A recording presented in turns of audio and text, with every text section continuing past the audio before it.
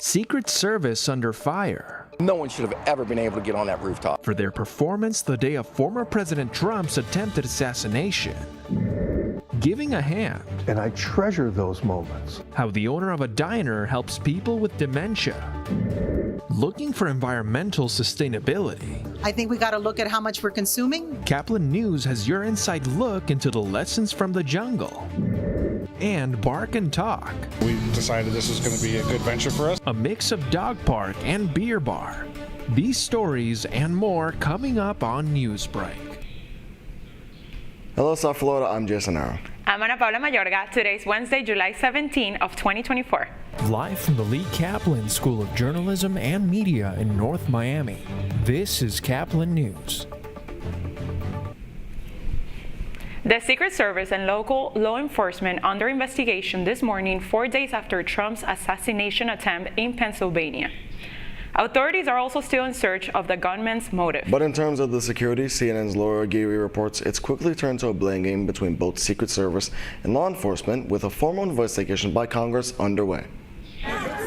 It was the most traumatic thing I think I've ever been through. It's a sentiment shared by many who attended the rally Saturday where former President Donald Trump was hit and another person killed.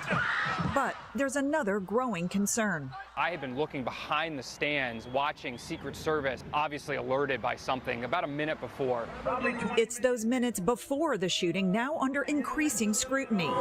You could see the crowd. They were alerted by something. They were like running. You could see them scattering across the lawn. CNN has learned that snipers were stationed inside the building that the shooter scaled.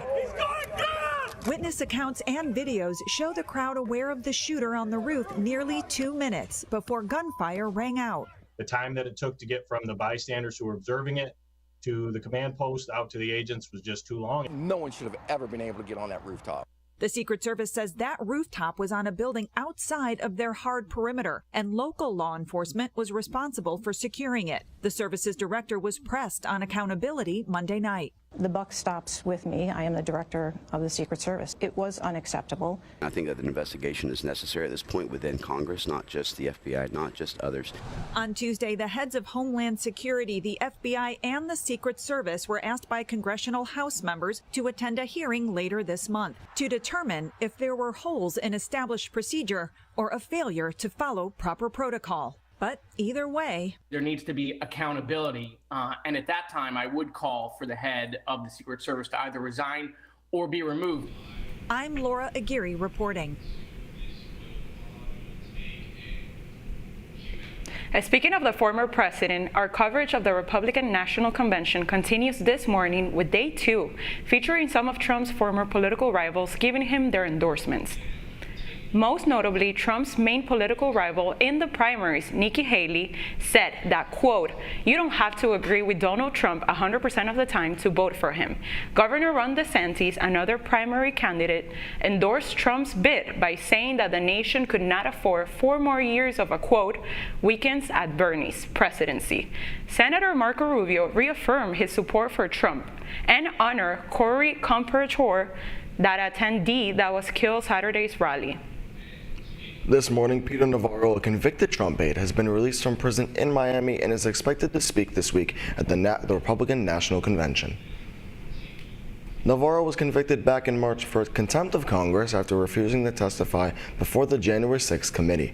Although it is known he will go to the Republican National Convention, the exact time when he is speaking is not yet clear. A teen miraculously survives after he was struck by lightning near Orlando. 17-year-old Danielle Sharkey was weed whacking his neighbor's lawn when lightning struck. Luckily for the teen, a tree absorbed most of the shock. Doctors say that Daniel might not have been alive if the bolt struck just a few inches over. Instead, he completely lost consciousness and only remembers waking up with intense chest pain and scars on his arms. I was string trimming, and then the next thing I know, I woke up, I was on the ground, I was trying to scream, but I was unable to. The teenager is now part of a small group of people who have survived being struck by lightning. The premiere screening of the documentary Lessons from the Jungle gives the public an exclusive look at how individuals are redefining sustainable living practices. Caplin's Denise Diaz brings us the details. The premiere of Lesson from the Jungle promises to be an empowering experience to learn about it. Mariam Masihi, a consumer investigator, traveled to Costa Rica to explore and bring solutions for environmental problems. I don't think the rate of consumption we have right now is sustainable. I think we got to look at how much we're consuming and how long it's going to last.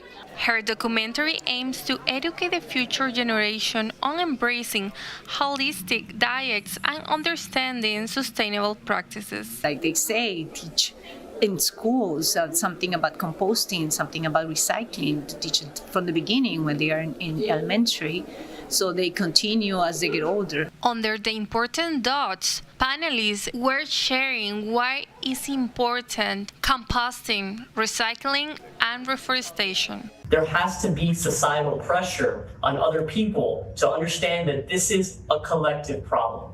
It's just one landscape at a time. Attendees had the opportunity to engage in a panel discussion featuring Miramar Mayor Wayne Mesan, who discussed waste management strategies to prevent the construction of an incinerator. I just encourage the community to stay engaged, stay informed, because there are a lot of decisions that have to be made, not just in Broward County, but in Miami-Dade County, on where we all live. The purpose of this documentary was to raise awareness on how biodiversity is the DNA of life and that materialism is not a pivotal aspect of humanity, and telling that what matters is to create sustainable ecosystems that can be adapted to every region around the world. Reporting for Caplin News from Miramar, I am Denise Diaz. Special service at a unique Florida diner. Caplin News reporter Victoria Fonseca shows us what makes this restaurant different.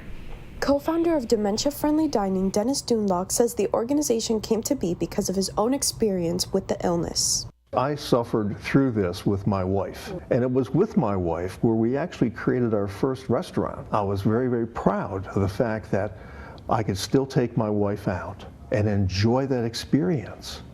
And I treasure those moments because I no longer have them. Dementia Friendly Dining aims to partner up with restaurants to create a dining experience that's comfortable for people with dementia and those who care for them. So far, 5 Central Florida restaurants have signed up to provide dementia friendly dining, including the organization's newest addition, Hollerbach's in Sanford.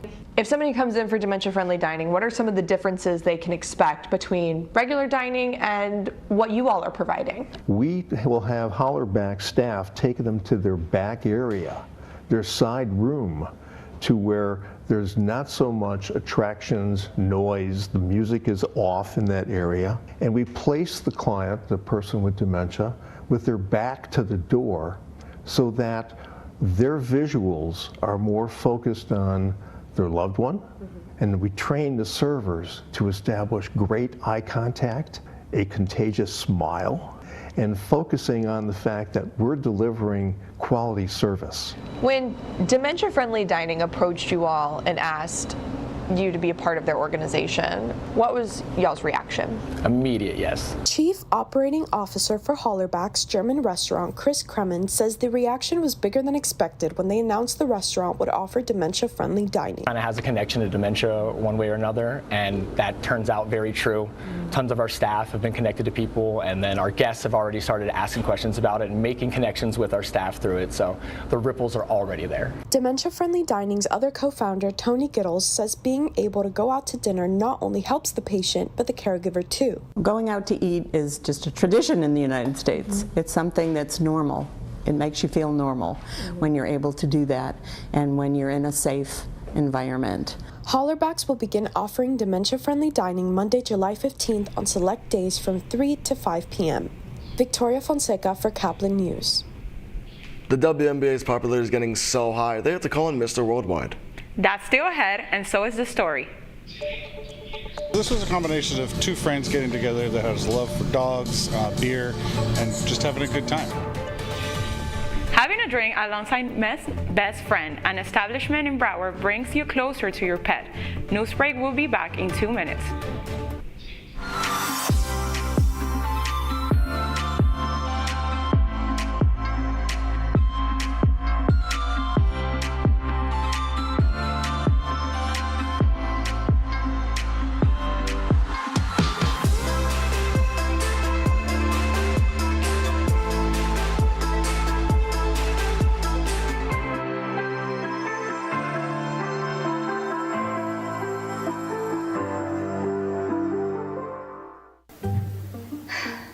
could really use a new tablet. I just don't have the money.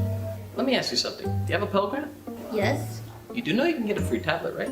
Did you say free? Yeah, free. It's simple. And the application is done in the store. I could really use a tablet. Go get one.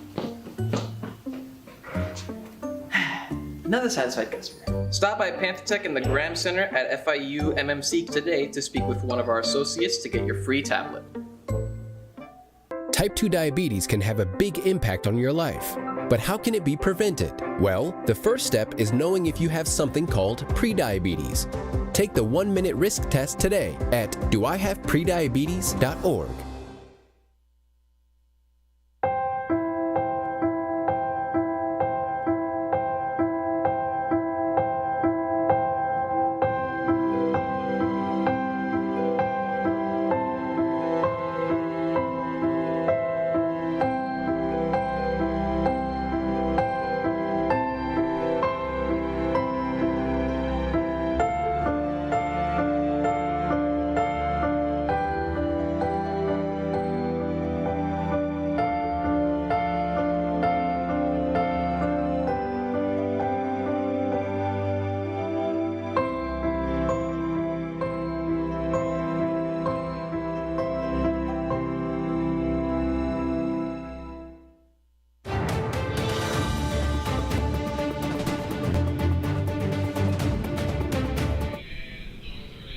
Don't leave your furry friend at home, as a business in Broward gives you a new way to enjoy the dog days of summer.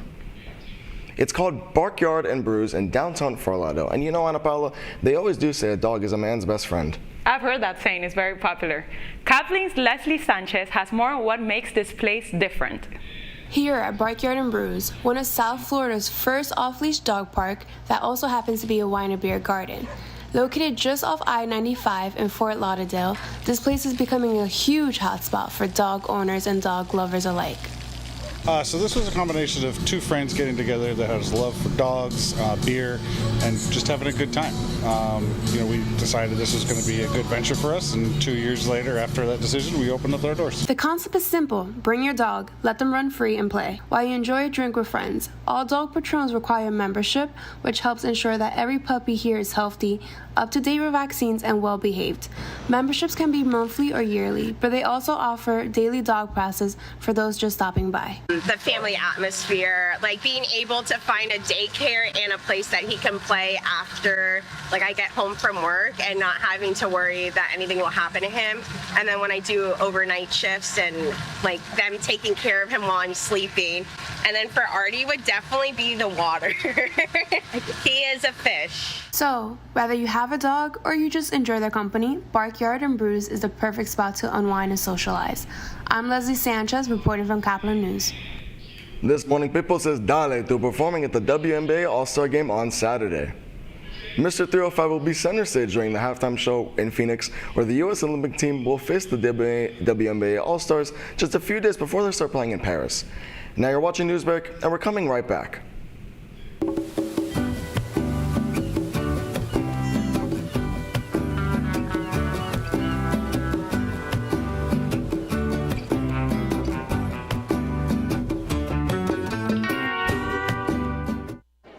The black truck? Hey, Christina from accounting. Yeah, hi. Hey, I used to date a girl named Christina. Oh, really? Yeah, and then she dumped me for my best friend.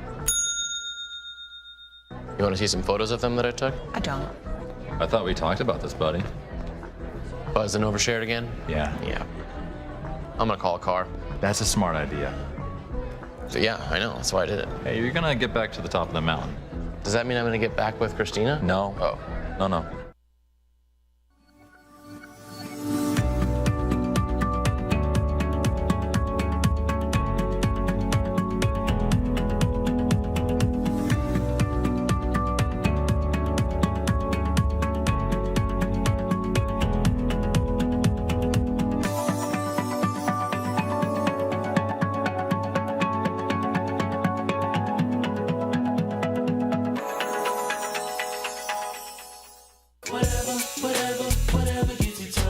There are a lot of ways to reach out to a friend about their mental health.